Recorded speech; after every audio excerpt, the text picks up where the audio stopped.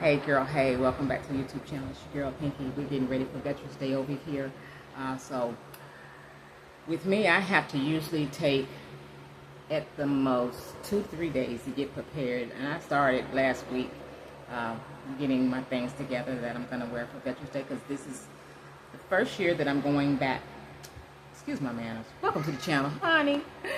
We talk about a little bit of everything. We talk about a little bit of everything over on this channel. Usually it's about what's in my bag. And I do have a bag for Veterans Day. But we talk about a little bit of everything over here. If this is your first time here, welcome to the YouTube channel. I am a disabled combat veteran. Yes, I've been to war. So we talk about a little bit of everything over here. And today I want to talk about this Veterans Day that's coming, because it's been a minute since I've gone to a parade down in Houston. Really gotten involved in anything because of the Gulf War illness that has been plaguing over 250,000 people for the last 30 plus years that they have denied. This year, they finally admit that we were right. Yeah, how could 250,000 plus people that don't know each other have been lying and wrong? So with that being said, we're gonna go ahead on and get ready for Veterans Day. My clothes have been hanging on the rack for a couple days. I want to show y'all what I'm gonna wear. Partially what I'm gonna wear. First of all, I got some socks. First of all, we need to do a scripture. And the scripture that I want to read is one of the ones that carried me in the Gulf, which is 2 Chronicles 20, verse 17. It says, "Ye shall not need to fight in this battle. Set yourselves, stand you still, and see the salvation of the Lord with you. O Judah and Jerusalem, fear not, nor be dismayed. Tomorrow go out against them, for the Lord will be with you." Now, y'all, we went out against Saddam Hussein, couldn't find that booger nowhere until years later. He had houses and castles and stuff under the ground, and I know because I went inside one. We invaded some of his homes. He killed his own family. So yeah, we went in and saw some stuff, and some of the chemicals that he used, we would randomly see dead camels, randomly see dead dogs, dust storms that would just come up out of nowhere. That's why it was called Desert Storm. It was always a storm of sand going somewhere. So we believe that there was something going on in the sand that constantly was going, and the alarms were going off, fires were going on. It was a hot mess. And here it is, some 30 years, 30 plus 25, 30, I don't know, since 1990. Do the math. Since 1990, we've been dealing with that crap in our body. And Saddam knew that the chemicals that he used had a life dormant of at least 10 years in our body, where it just didn't really affect us. But we would have been the same people to go back into war. He'd have defeated us. And lo and behold, we had a president that did not believe in going to war. I'm not going to call his name. 10 years after that fact, he did not believe. But we are still fighting that battle. Those presidents are dead and gone. And we still got our sons and daughters fighting those battles. First thing I want to say is this Bible was the first thing given to me in the desert. And I'm going to show you. It was given to me on December 13th, 1990. I'm just going to cover up some people's names that I wrote on here, because I've been praying for people for a long time. So that's the day that it was given to me in the desert, and I still have this Bible to this day. And there's another one that I have, and then this one here is the New Testament Military Version Bible. And I keep all these things in my military stash. But we're going to go ahead on and jump into what I'm going to wear for Veterans Day. I do take advantage 1 year. Let me see, I've had Cam now for 2 years, so this will be her second, and her mother was a veteran. So this will be her second Veterans Day with me. The very first one, she was in home a week, and we went out to get food. But the year before that, I believe, I ate 3 meals in 3 different states. We started off on Crystal Beach down off the coast of Galveston for breakfast. There was a women's retreat. I did breakfast there, got in my car, flew, got to Jackson, Mississippi for lunch. Did lunch at Golden Corral in Jackson, Mississippi, and by dinner, I was in Memphis. All in one day.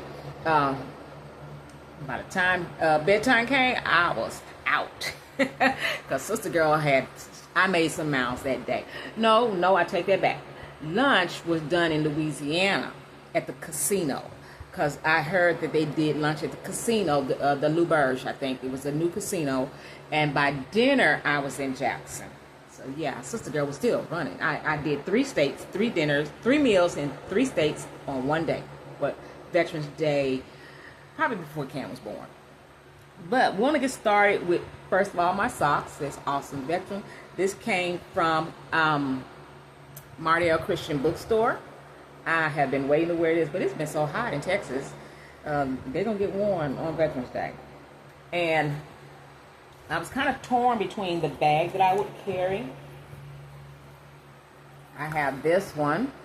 Has the U.S. Army emblem on it. And then has a pocket here. Pocket here. You can carry this any kind of way. Several kind of ways you can carry this. Has this pocket here, and then this pocket here. Now, one thing about us veterans, everything got to be dressed right, dressed. So all the zippers got to be either open or closed. With me, they got to always be closed, and they always be hanging, going the same direction. And then I had this one, which is it's not so much as a military one, but I use this one to house my protection supplies, if you know what I mean. I ain't violent, but I will protect myself. I remember one time in the desert, no, I wasn't in the desert, we was going to the field at a different unit, and somebody had told on me that I had a switchblade. Actually had 2 of them, and they had the mother of pearl handle. Somebody told, and they called for a whole company amnesty. We had to go in the tent, and they said, anything you got, drop it in the tent, no questions asked. And if we find it afterwards, it's a court-martial. I cried because I had to get rid of both of my mother pearl handle switchblade. You pop a button and the knife popped open. Haven't been able to find that since that was in the 80s. So that's that bag that I use when I'm traveling.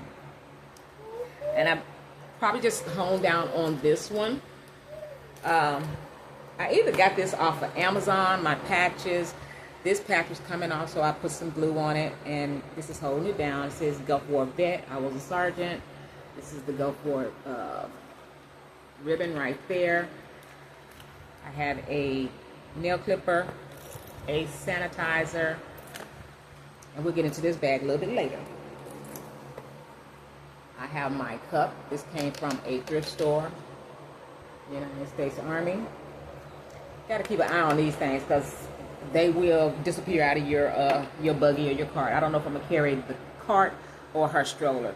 It'll probably be the stroller. That way I can keep my eye on her and still have something to hold on to while I'm doing all that walking.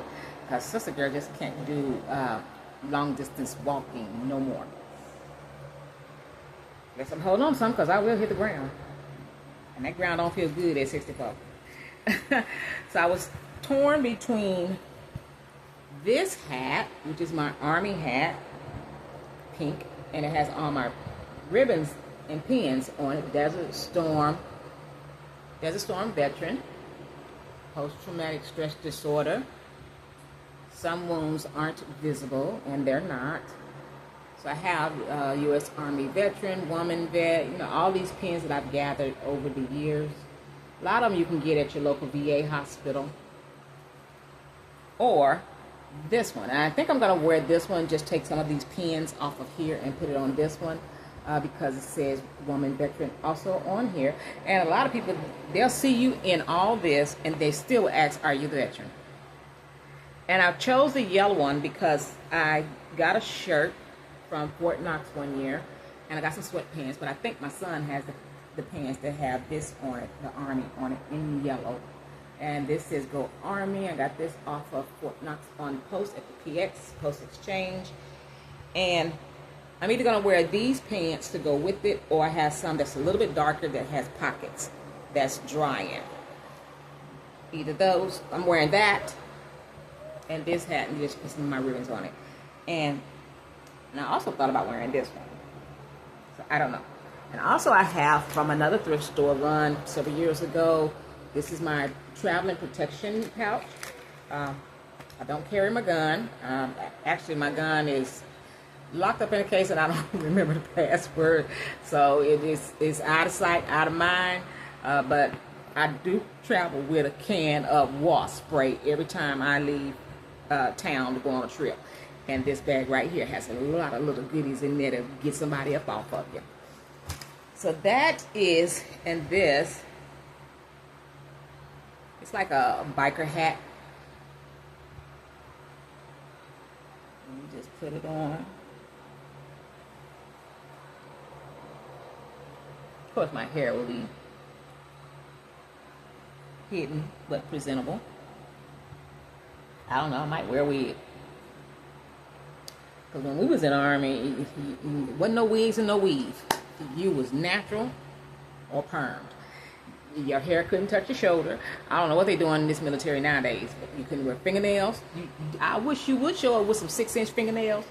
You couldn't wear jewelry. You can only wear your wedding ring and a watch. You couldn't wear nothing flashy. So this, I'm not hanging nothing on it. I'm going to do a video in a minute on what's in this bag. Right now, I just have some old books from, when I would go to the VA, document my encounters with the people over at the VA. But anywho, this is what I'm going to do for Veterans Day. Do you know a veteran? Do you know a veteran with PTSD? Do you know a veteran that gone to Gulf War, to the Saudi Arabian War in the Middle East, came back different? Because no matter if you went to war or didn't, when you put that uniform on and you spent at least 30 days, you got through basic training. Let me just put it like that. You got through basic training. And if you got out right after that, some people, because I did basic training AIT, which was my schooling, right after that, when you come home, there's some things I could tell you that happened in AIT, which is Advanced Individual Training. There's some things that happened with me and another girl that I went to basic training with, who we reconnected again after all these years. We went to basic training in 1982. And some things she shared with me, I did not even know, but it causes a lot of changes up here. The way you look at people, the way you trust people. So if there's some things that you want to know about what I endured, I can't talk about nobody else, but some of the stuff that I endured. And mind you, at the time that I went in the military, there were certain things they could not do, could not say to you, but they tried. And I checked them as a private. Private is the lowest one on the rank. I checked them. I called my uncle card. I called my daddy card. I called everybody card. I even called the drill sergeant card. I said, I know drill sergeants. Because I grew up as a military brat.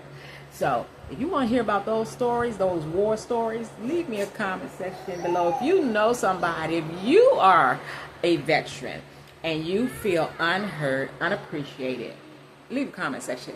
Leave a comment in the section below and let's talk about it. Because as veterans, we really don't have no one to talk to except another veteran. Because people just don't understand us. I can't talk to you as a cook or a waitress or a, what do you call the people working in the store, cashier. I can't talk to that kind of person with that kind of experience about war. Because they have no experience, they can't relate. The only one who can relate to our trauma is someone who's dealing with that same kind of trauma, or who have put on that uniform and wore that uniform and wore those boots. Someone who has wrote the blank check. And to this day, over 40 years later, I am still paying on that check. And would I do it again? Yes, I would. I would definitely raise my hand and go in again, because God has been good to me. He has used the military to take care of me. The government rests upon his shoulders, so they can shut it down all they want, but the government's still up on his shoulders. And y'all, I'm going to go ahead on the end because I'm really getting emotional. This is just not Veterans Day. This is just all the time when I think about the sacrifices that I made that have gone unnoticed. Not just me, some other people too, because the day I rolled out, and I was notified on Veterans Day 1990 with a knock on my door in Mannheim, Germany, that I needed to pack my bags, call who I needed to call to get my kids, because we were leaving.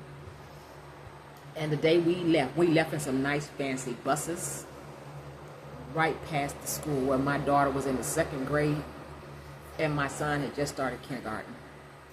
Rode right past that school not knowing if I would ever see them again. That was the only time I cried. I cried riding past that school all the way to the airport.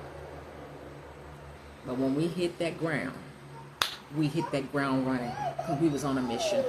And I ain't gonna tell y'all how I felt when Saddam was killed. I'm not gonna tell y'all how I felt, but I wasn't crying. But if this video has blessed you, if you are a veteran, if you know a veteran, if you are celebrating Veterans Day, if you see someone that's a veteran, just thank them. Because we made sacrifices, and for 30 plus years, we've been crying out what's going on in our bodies, our minds, but nobody listened. Until this year, they finally admit, hey, there's something going on with these people. Something happened in the desert. And the people that saying nothing happened, they never went. But thank you for watching. Next video is going to be what's in my Veterans Day bag. So until next video, y'all be blessed.